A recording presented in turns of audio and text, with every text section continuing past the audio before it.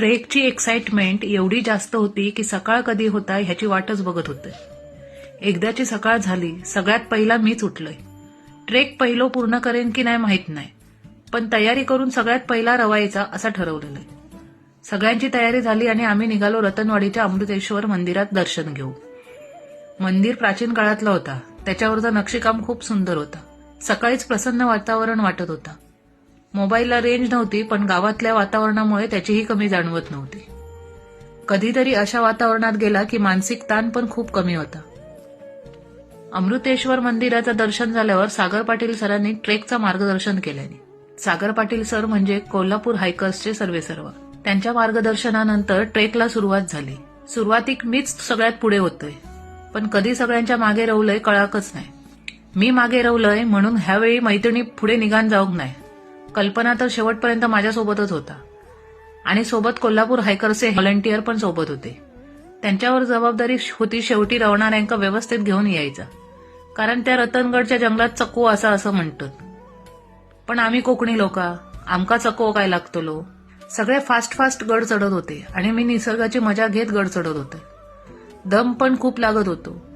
सागर पाटील सरांनी सांगून ठेवलेला, दम लागलो तर पटकन दगडावर बसू नकात, कारण दगडाच्या कलरचे घुणच असतले, ते पटकन दिसणार नाही.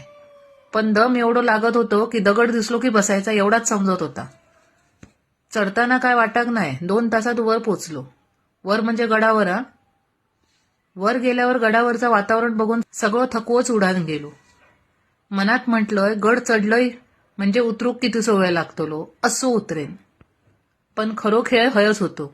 गडावर मस्त फोटो वगैरे काढलो आणि निघालो कोकण दरवाजाकडे, कारण ट्रेकच तसं होतं. हनुमान दरवाजाकडून पूर्ण गडाक प्रदक्षिणा घालून कोकण दरवाजामधून खाली उतरायचा होता. दरवाजाकडे जाईपर्यंत काही वाटत नाही, पण दरवाजा उतरून बघलोय आणि चक्करच इली. दरवाजाकडचे पायरे डायरेक्ट दरीत जाणारे वाटत होते. माझा काय होताला ह्या माका समजला. पण श्रेयस म्हणालो, दीदी तुला व्यवस्थित खाली उतरल्याशिवाय मी उतरणार नाही. आता ह्यो श्रेयस कोण, तर कोल्हापूर हायकर्सचे व्हॉलंटियर. तो आणि अक्षय दोघांनी माझी जबाबदारी घेतलेल्याने, आणि सोबत कल्पना आणि मनीषा. चौघा खांद्यावर कधी घेतात माहिती आम्हा, म्हणून मग मनीषाक सांगलो, तू हळूहळू जा पुढे. कल्पना असा सोबत. आणि मनीषाक पुढे पाठवचा अजून एक कारण होता. ता पुढे चलताना त्याका काय त्रास होता ह्यावरून मी माका काय त्रास होतो ह्या ठरवत होतोय. कसे बसे ते पायरे उतारलो आणि मग म्हटलं आता तरी नीट उतरायचा असात. पण कसला काय.